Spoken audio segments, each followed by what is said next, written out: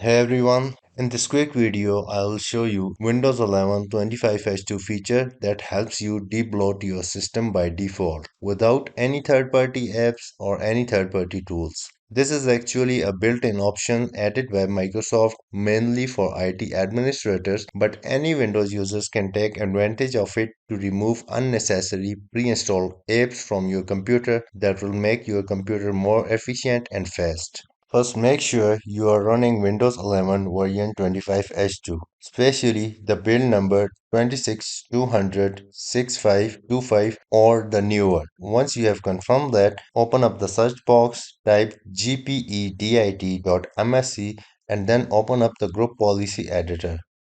Now in Group Policy Management Console, please go ahead and expand Computer Configuration, Administrative Template, and then Windows Component, and finally App Package Deployment. Here you will notice a new policy called Remove Default Microsoft Store Packages from the system. This is the new feature we were talking about. If you enable this policy, Windows will automatically remove the default Microsoft Store apps listed in these settings whenever a new user account is created on the PC. You can modify this list depending upon your preferences. For example, if you don't use Xbox, Teams, Outlook for Windows, Microsoft Copilot, Clipchamp, or the Feedback Hub, you can simply check those boxes to remove them.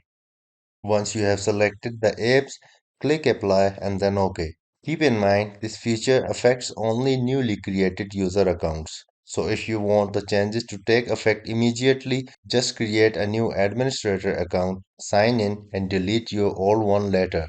That's it. Your Windows will now start fresh without unnecessary pre-installed bloatware using Microsoft's own built-in method. I think this is really handy addition in Windows 11 25H2, especially for IT admins and advanced users who want a clean setup without external scripts or tools.